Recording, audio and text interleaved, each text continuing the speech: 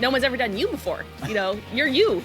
And two people can write or paint or draw the exact same thing and they never look the same, And so I could write, just for example, Cinderella, and it's not going to be the same as the original writer. Yeah. And that's why there's so many retellings, because when you see so many retellings of the same story, it's because they're using that skeleton and then adding them on top. Hey, Islanders, and welcome to episode 162 of the Camano Voice. Today I speak with a brand new local author. Please welcome Brittany Tucker. Hi, I'm Brandon Erickson, and you're listening to the Camano Voice podcast, where I interview local business owners, comedians, singers, and more. I dive into their backstory to find out how they got where they are, what are some of the tips for you to do the same, and find out where they are going. Tune in every week as I interview more of the people you see every day. Hey, Islanders, and welcome to another episode of the Camano Voice, where we release a new episode every Tuesday. And welcome to 2023. I'm only a week late getting up this podcast, so starting the year off strong. For those who didn't see on my Instagram stories, I did post hey, welcome to the new year, and that I wasn't going to get this episode out until this coming week. So, and if you didn't see it because you're not following me, follow me at the Camano Voice on Instagram and Facebook. So, again, I'll be posting there, hopefully try and post there throughout the year. I do have a vacation planned at the end of this month, so there's a good chance that I will probably get a few podcasts out this month and then maybe miss the last one or maybe that first week in February as I kind of get back into the swing of things. So just an update of housekeeping. Hope you guys are all ready for a great 2023. 2022 was a rough year for some people, myself included. There was a lot that happened in the year. A lot of personal stuff, a lot of business stuff, a lot of stuff. But here we are. We're starting a new year, starting the page off fresh, and I'm excited. I'm really, really hopeful this is going to be a better year than last year. Let's just hope for that. So, all right. Well, all that out of the way, welcome to this episode where I'm interviewing Brittany Tucker, who is a local author, and she's releasing her very first book this month. In fact, I think she just released it on the 10th, so a few days back. But be sure to check it out. I've got the book in the show notes below, so you can buy it on Amazon, and you can also check out her website. So we get into all things about authors. What's the process you go through? How do you write multiple books? She has this book she's launching, and then she's already working on 2 other books, and then hopefully launching another 3 or so next year. So she is like really trying to get out a lot of books very quickly. And so anyone who has done any sort of research on being an author and writing books knows how much of a time commitment and dedication that takes to do that. So anyways, I'm very impressed just by that alone, just that she's getting this many out. So that being said, she does have these coming out, so be sure to look out. One we're going to be talking about today is a book called A Dowry of Mud and Snails. If I got that name correct, I really hope I did. And so we get into a little bit of the background of it. She talks a little bit about that, and she also talks about some books that she has coming out later this year. So be sure to check out all of her stuff that's coming out. So without further ado, here's my conversation with Brittany Tucker. Hey, Islanders, and welcome to an episode of the Camano Voice.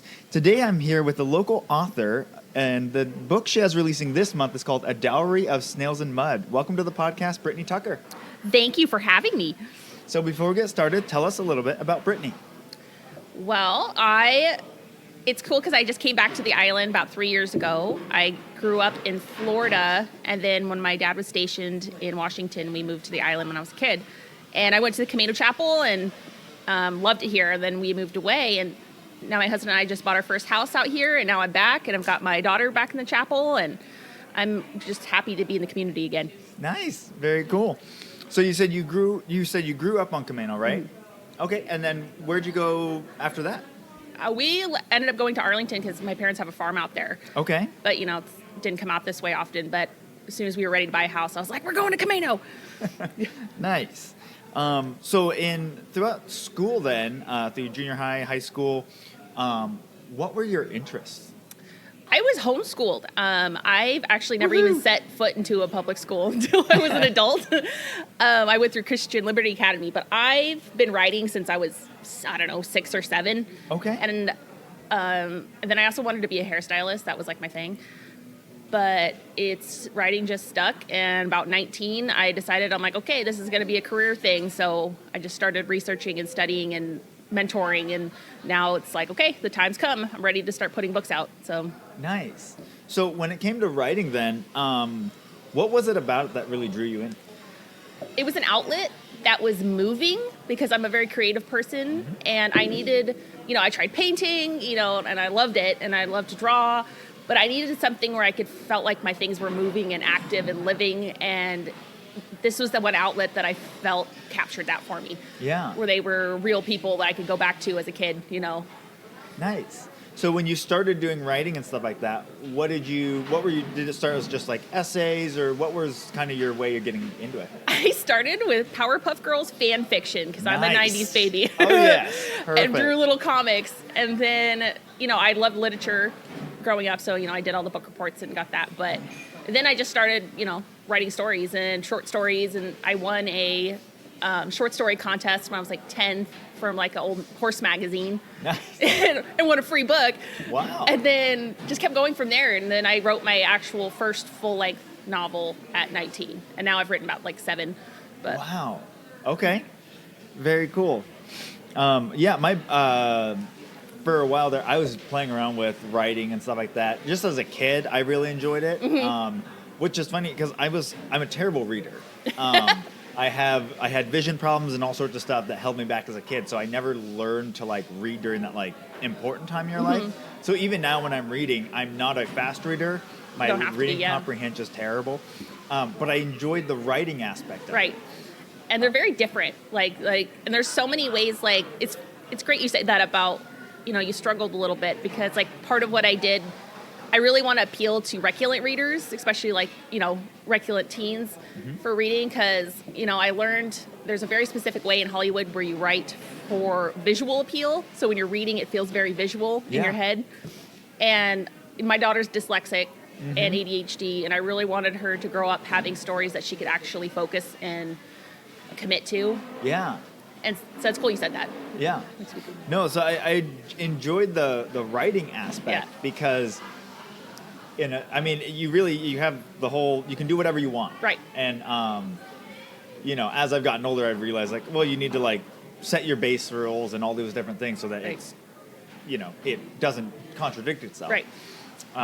But you get to create this story, and the characters get to do whatever you want, and you get to do all these different things. And that's the great thing about writing. It's kind of like when you get to playing before you grow up. It's like when you are a kid writing, it's that beauty of not having any rules. And then once you grow up, you're like, oh, I have to do this, like you said, a specific way, and there has to be like structure and plot and everything else. But that beautiful point of writing as a kid is just, I love it. Yeah. Yep. Yeah. Well, and I always enjoyed, as a kid, I was very imaginative, and I would always do like, whether it was playing with stuffed animals and turning them into, whole things. Right. Or one of the things I used to always do is when I was mowing lawns or doing any sort of menial task, I had a whole story going on of some sort. And so, yeah. That's how writers start. Yeah. So I've always enjoyed that aspect of it. I think and then as I've gotten older and learned about writing and what it takes to put into a book and the publishing and each step along that way. It's a lot of work. Yeah, I was like, okay, I'm going to keep doing what I'm doing. But it's fascinating to me, all of the work that goes into it, and the whole creative process and all of that. Yeah.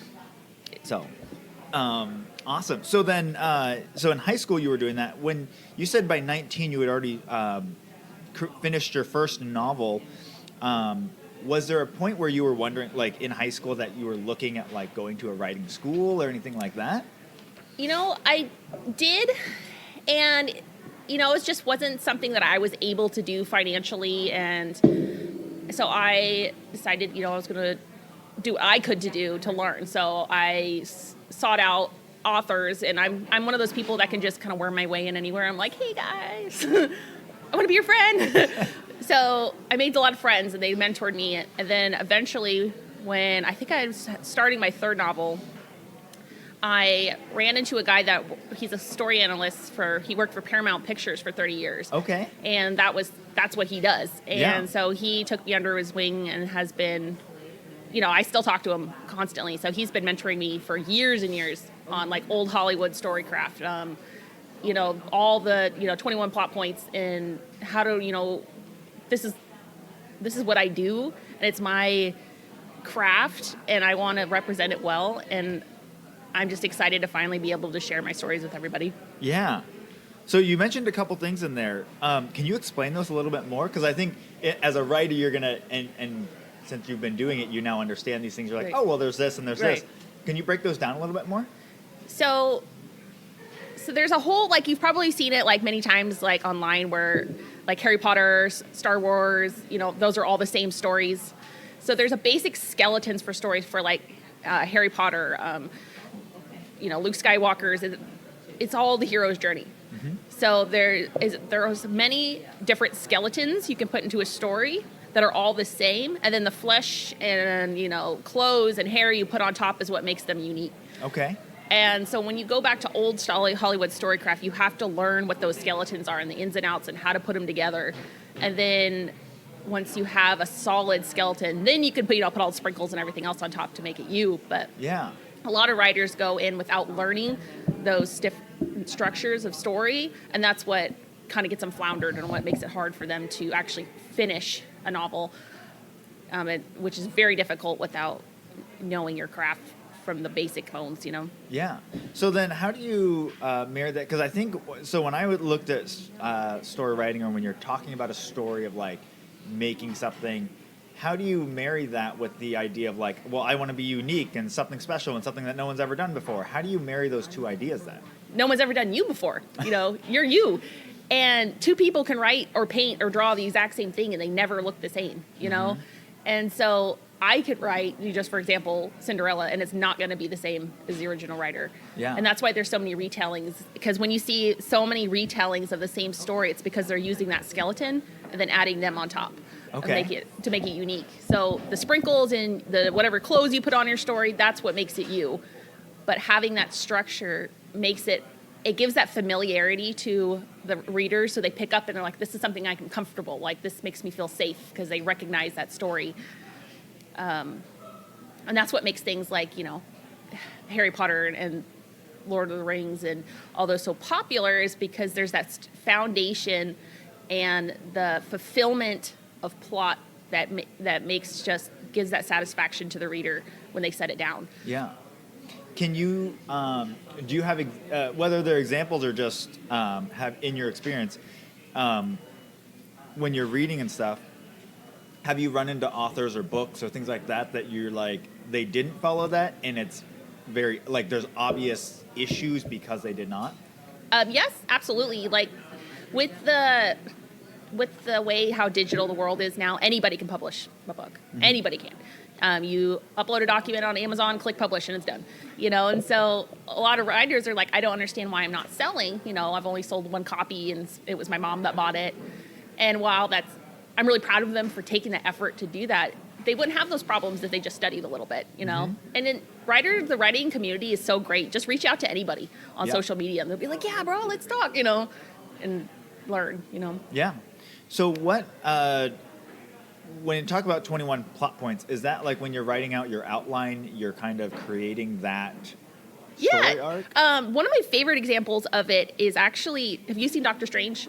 Yeah. Yes. So there's what's called, the very first plot point would be called the opening image, Strength of Evil. So what do you see in the first scene of Doctor Strange? All those guys fighting, and there's like all the cool sci-fi. And what that is the promise of what's to come later in the story. Mm-hmm. Then you go to the next prompt point, which is the familiar world.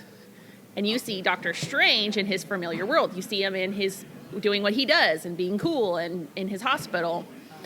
And then, so if they started with that prompt point, you'd be bored. Yep. But because you had the promise of what's coming in the first prompt point, it keeps the reader hooked. Then the next plot point would be the third, is the inciting incident. So for Doctor Strange, that's his car wreck. Yeah. That's the inciting incident that starts the whole story, because he's pursuing the a cure for his disabilities. Yep. And every single movie, every story, if you watch it, you'll watch those prompt points go through the whole way down. But not every story is Doctor Strange. Right. They're all different, but they all have the same prompt points. Yeah. Yep. Cool. So would it be safe to say that, like, in some of the, like, Doctor Strange, the second one, they didn't quite follow as well? Yes, absolutely. Actually, I think movies are probably, because in a book, that's going to take you a lot of time to go through in a book, and then you can, like, go back through a book and reanalyze certain pieces once you've finished the story. But I think movies are the reason movies are popular, and why they're an easy example of, like, certain movies you'll watch and immediately you'll get done, you're like, it wasn't satisfying. Right. It didn't hit any emotional level. That's because old Hollywood followed all those prompt points, and newer stories, they don't do that anymore as much as they used to. Yeah. Especially now with, like, Hulu and the Netflix series taking over, which people love. That's great. But people are more like instant gratification now. They want, like, a 45-minute episode and then they can go. Yeah. So things are different now than they used to be. Yeah. No, and I just think that's interesting how it is one of those things where it's like you want to be these unique or different or whatever like that, but, like, if you don't follow the formula, and some of this happens in, like, marketing and things like Absolutely. that too, where, like, you're trying to market and create something new and exciting and all this stuff, but, like, it ends up being the same thing over and over. You just have to adapt it to the platform you're on, but it's the same thing. Right. So Exactly the same. yeah, very cool. So why did you choose fiction over whether I guess fiction is a very large genre, obviously, but what drew you to that versus any other style of writing? The kind of like what you were talking earlier, the ability to do anything, the openness, and I could create whatever I wanted, wherever I wanted. And so I'm mostly 90% a fantasy writer. So actually, Dowry, Snails, and Mud is my first non-fantasy piece. I got into the time period, I started wanting to write something a little different. And one of my family members had dug up a ton of research and genealogy going back to 900, Wales. And I remember looking through all this, and there was a little note on the side that said, so-and-so, can't pronounce the name, was married into royalty in 900 Wales. And I was like, what would that look like?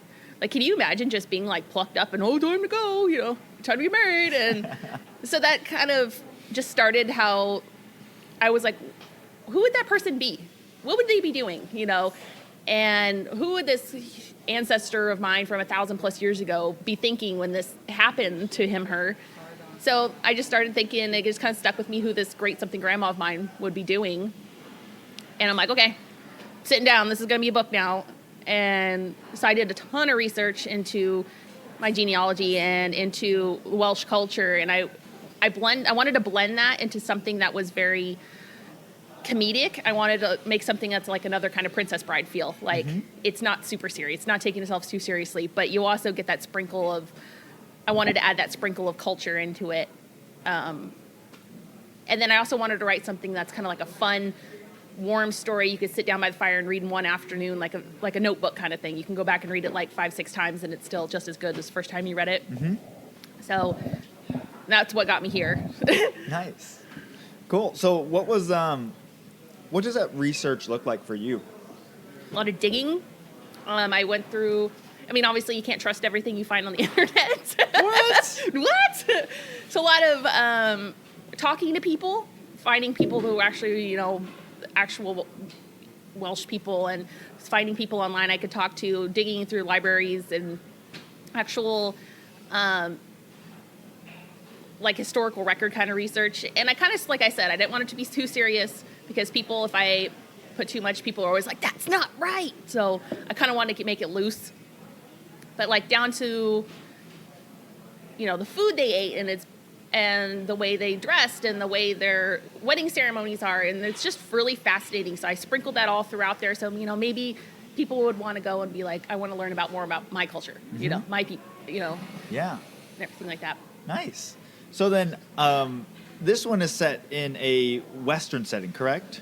It's Welsh. Yeah. Welsh. Okay, got it. Okay, so then as you were building that out then, what was, I guess, how do you like you get a general idea, then what's your next? I guess walk us through kind of your writing process. After you kind of got the research start, then what do you do from there? So I had decided that I wanted to write something I had never written, which would be a romantic comedy.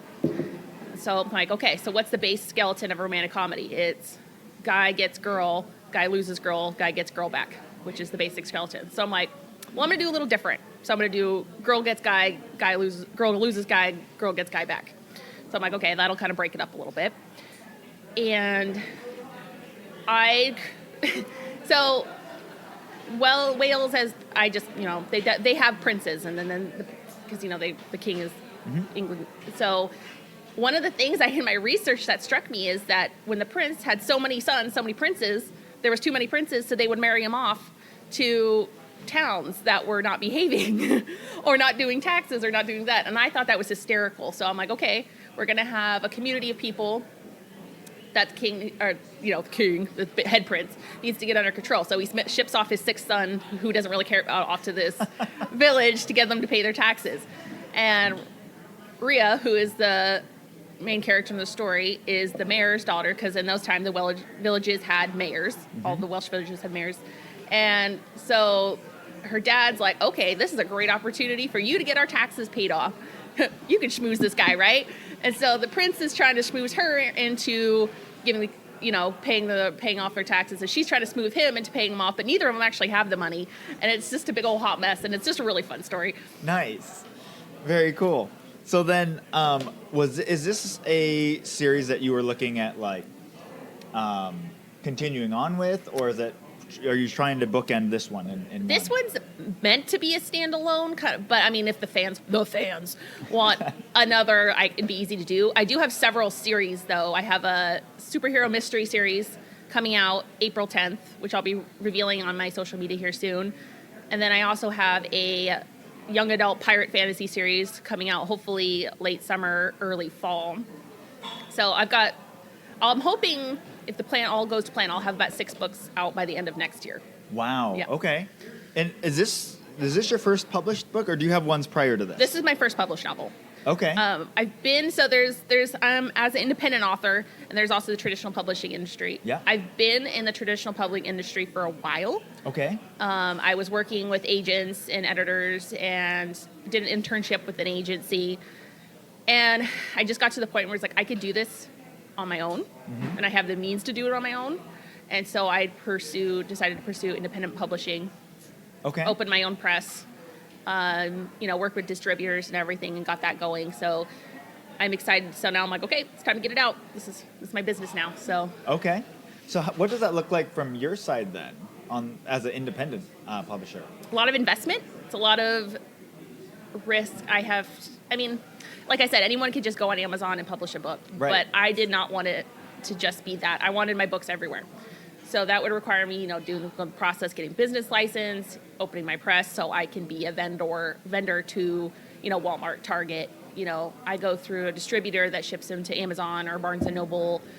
And so my distributor creates and prints them and ships them to wherever they need to go. So, okay. Like, my sales are just coming in, and I have a few bookstores in Australia that have ordered some copies, or some in the United Kingdom that have ordered it, and they ship them out to where they need to go.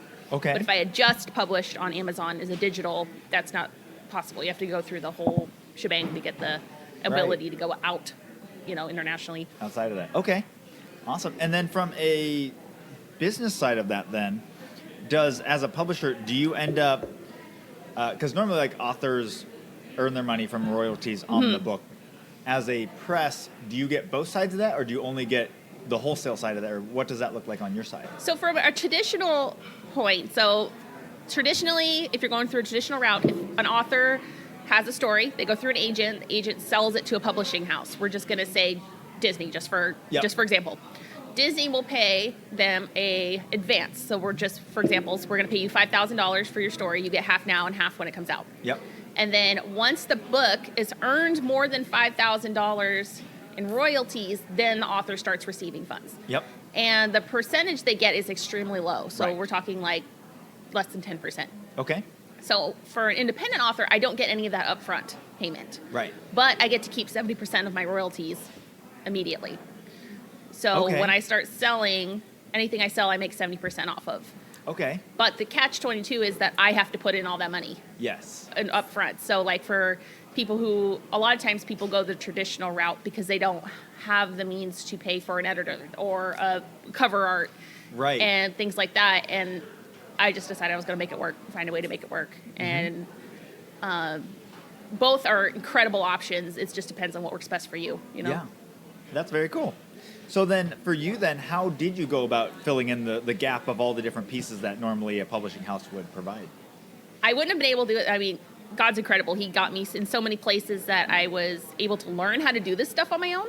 Like I did the internship at the literary agency, and I was able to learn how the marketing works. I was able to learn, how publishers are finding the next kind of books they want to find. I've met a lot of people in that time that, okay, I have ins for editors. I have ins for, I have other authors who directed me on like how to find cover art. And so you just learn from your community. And so I was able to, and I like the marketing part. A lot of authors don't. Yeah. Like I really like that. I Yeah. think it's super fun, the marketing and the business aspect of it. So that wasn't intimidating for me. Honestly, if you want to learn to do it, just reach out to other authors who are doing the same thing, and most everybody will be happy to teach you. Yeah. Yeah. Nice. So then, so you mentioned you have a lot of different books coming out, and by the end of next year, you want to have 6 books released. Many authors that I've spoken to and stuff, they usually are producing a book maybe a year if they're really like hitting it hard, or it's like a 2-year process. Mm-hmm. Have you been like building like some of these already, and then you're kind of finishing them out, or how does that A couple kind of of them. work for you? The first 2 that I have coming out this year, I actually finished a couple years ago, Okay. and then redid them. The next 4 books I've got coming out are in process. I'm just a faster writer, I guess, because I have that skeleton. When you have remember we talked about the skeleton earlier, having a set plan and something to build off of makes the writing process much faster and much easier. Yeah. And much less editing after. So it makes it easier. But especially in the independent publishing industry, it's very, very competitive. And to stay present and in the algorithm with your readers, it's important to at least get 2 to 3 books out a year Wow. to really stay and especially on the top of Amazon's algorithms. Yeah. And so you can definitely do great on 1 book a year. But especially when you're starting, if you want to get that money flowing and you want to get those people in and you build a reader fan base, the more books you got out, the better. Okay. Yeah. So then also with all of these different genres, not genres, but subgenres within fiction that you're trying to hit on, what's the benefit of hitting 3 different types versus releasing book 1, 2, and 3 within one series? See, that one's kind of more of a risk of mine. Yeah. I'm very much a multi-genre author. Okay. Where a lot of people are more niche and they'll stick to just romantic comedy. And like people who make big money are romance authors. Big money. They only write romance. And I wanted to have a more wide variety. Like for my next book coming out it's called middle grade, which would be like 8 to 12 range, but it's really 8 to 8 up. And so I wanted to have a good, safe, solid story for younger readers. Yep. And then Dowry is like teens, so we're thinking 14 to 18. And then, so I'm going to be staying between that 8 and 18 range. Yeah. But the way you keep them from getting all over the place is your branding is very important. Yeah. So you can have a lot of different genres as long as the reader can pick it up and know who it is as soon as they open the book. Okay. So my branding is very humorous. I go a lot of humor, very bright, saturated colors in my cover art. Yeah. I do very clean. I don't, it's something that your grandma can read. Yeah. Safe. I kind of go okay, could this be in Toy Story? If it's going to be in Toy Story, then I can write it. Nice. Yeah. So Toy Story is very funny and humorous, and there's a lot of jokes, but it's not something that's, anybody can watch it, Yep. And so when somebody picks up my book, they're going to recognize my sense of humor in all of my different genres. Yeah. So like Stephen King has a very, very specific way he writes. Yep. And I could pick up any book and you'd be like, oh, this is Stephen King. Yep. And that's how he can keep that branding together and keep all his books together. Yep. Very cool. If that makes sense. Yeah. No, that's really neat.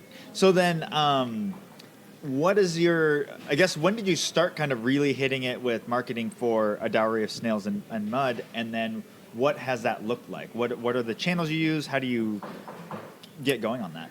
I am very aware of what I'm not good at, and I'm not good at multi. I don't really care for social media, but it is 100% necessary for marketing. Yes. So I'm like, okay, I'm not great at this, but there are people who are. So I have reached out to people who have been helping me build up a social media platform, which has been very beneficial. And, so one thing I learned is that a lot of authors try to like be on every single kind of social media platform. Yep. Where I've learned that it's better to focus on like just say 2. Okay. And put your focus in like 2 and build up that. So, I'm mostly right now on Facebook and Instagram. Okay. And how do people find you on those? You can look up author Brittany Tucker on either of them, at author Brittany Tucker. Okay. And you'll find me. And I've got a few events coming up, which you'll see on my social media. So the 8th of this month, I have a virtual launch party going on, which I'll be giving away free signed hardcovers, free ebooks. I've got some mugs, and I'm going to give out some Amazon gift cards for people who just want to attend. Okay. And then just actually got confirmation this morning that I'm going to be doing a book signing on the 28th at Wits End Books in Stanwood. Oh, very cool. Yeah, I'm going to try to make that like a little local community thing. Nice. I've noticed like the community has been my biggest help. Yeah. I think a lot of people forget how important the people around them are, like just down at the store and just talking to everybody, and the word of mouth that gets around has probably been the most helpful Yeah. for me. Nice. Very cool. So then, so it sounds like you've started all these different things. Are the other series that you're starting, are those planned to be series, I guess is the question? Yes. I've got the kids series I've got coming out. It's going to be 4 books. And then the pirate one I've got coming out, it's going to be 3. And then, we'll see what goes after that. I'm always making new stuff. Yeah. Yeah. I'll have lots of stuff for people to read. Nice. And then are you ever planning on adding in or doing audiobooks for any of your series that you're working on it? Okay. It's a long process, and it's not one I'm very familiar with, so it's Right. taking a lot of research but hopefully in the future, within the next couple of years, I'll have some audiobooks going. Okay. Very cool. I've because I'm not a strong reader, Audiobooks are probably great, huh? Yeah, that's pretty much all I do. But it fascinates me as I start looking behind the curtain on how those are produced. Yeah. The people that do them. There's Yep. actually a previous guest, Caitlin Kinnunen. She actually she's done a few different audiobooks. And I asked her, because I was like, how do you, when you're doing a book, especially if it's a series, how do you continue to keep the same tone of voice and everything for these Right. different characters? And how do you build that out so you actually have different voices and intonations and stuff for all these different characters? That's still something I'm figuring out too. So if you find out, please tell me, because I haven't got there yet. Yeah. Well, it was really interesting. She said when it comes to like certain books, when she's doing voices, she's like, I've only done one within a book so far. But what they do is, as you're getting it produced, right before you speak for that person, they'll replay you speaking as that person. And she's like, then it's actually fairly easy for you to read that line. So she's doing it herself. Yeah, she's doing it for another author, but yeah, she's the voice. Oh, okay. So I was like, whoa, that's brave. She's doing it on her own book. Yeah. When it comes to fantasy stuff, I'm sure it's very difficult. So very cool. So then, what do you see as your future? I know you've got other books and stuff from a self-publishing side or book publishing side.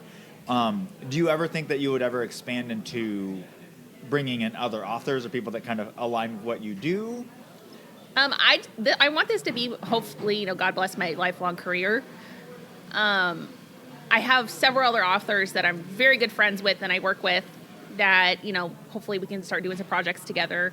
I actually have a writer's retreat coming up at the end of summer, which I'm really excited for. Nice. Where we're all going to get together and come up with stuff. But mostly just we'll see where God takes me and see where things go, and all I could do is one book at a time. And if I could make enough off one book to pay for the next book, I'd be thrilled, Yeah. because then I could keep it going and keep, stories out to readers, and that would be wonderful. Yeah. Very cool. All right. Well, I like to end every podcast with some rapid fire questions. So the first one is, what purchase of $100 or less have you enjoyed the most in the last 3 months? New rubber boots. Nice. So my socks aren't wet. Yes. Well, especially with the snow and everything we've been having. So. All right.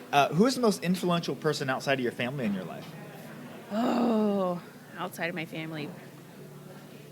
Probably my author friend. Her name is Jensen Reed. It's her pen name.